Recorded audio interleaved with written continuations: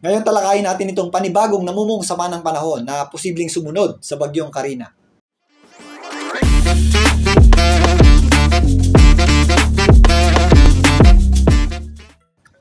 Welcome po muli sa Philippine Weather Trivia. Again, para po sa mga bago sa channel na to, ako nga po muli si Alvin Pura, isang meteorologist at ang inyong weather tito. Sa kasalukuyan nga, meron tayong binabantayang panibagong namumuong sama ng panahon sa loob ng ating Philippine Area of Responsibility.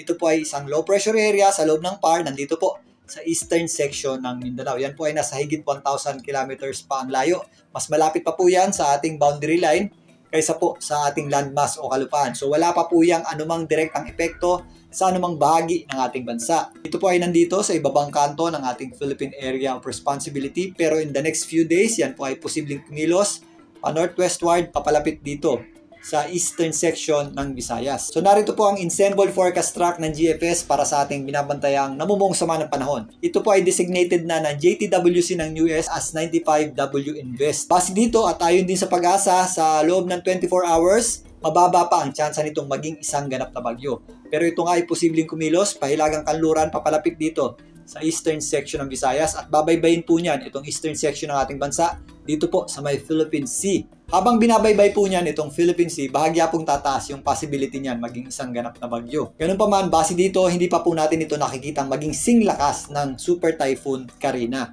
If ever, ito po ay tutungtong sa Tropical Depression category at most Tropical Storm. At again, hindi po natin inaalis ang possibility na ito ay sumaya dito sa hilagang bahagi ng Luzon or extreme northern Luzon. Dahil nga medyo malayo pa, malawak pa, or malaki pa yung kanyang cone of probability or circle of uncertainty. Marami pa pong pwedeng magbago sa kanyang tinatahak na direksyon at lakas. In the next 2 days, habang mas malapit na po yan dito sa eastern section ng Visayas, malilipat naman yung ating mga pagulan dito po sa Visayas at Mindanao.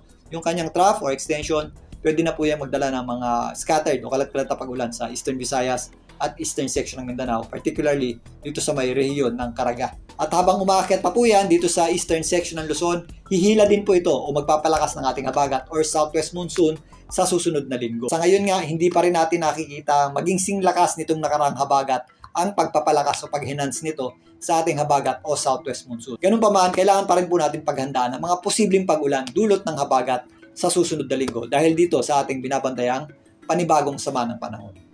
Sa kasalukuyan, dahil malayo pa, relatively maaliwalas po ang panahon natin sa malaking bahagi ng Visayas at Mindanao. Kung may mga pag-ulan tayo, ito po ay mga localized lamang o mga isolated na pag-ulan o thunderstorms na kadalasang nangyayari tuwing hapon at gabi. Ang bagyong Gaimi naman o yung dating bagyong Karina ay patuloy ang paghina. Sa ngayon, yan po ay nasa tropical storm category na dyan po sa may eastern section ng China. Kasabay niyan, unti-unti rin pong humihina at lumalayo yung ating habagat o southwest monsoon. Dahil po dyan, bawas na po ang epekto nito. Sumisilip na po yung ating araw pero may mga possibility pa rin tayo ng mga scattered o kalat-kalat na pagulan.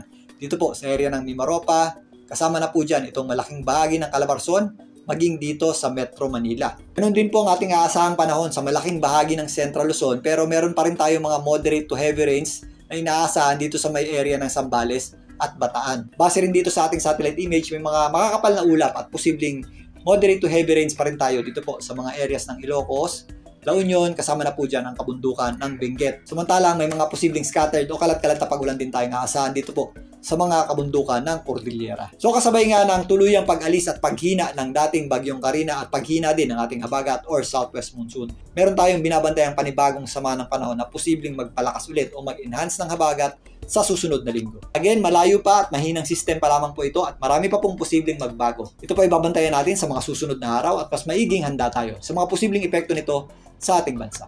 Muli, ito po ang inyong weather tito para sa Philippine Weather Trivia.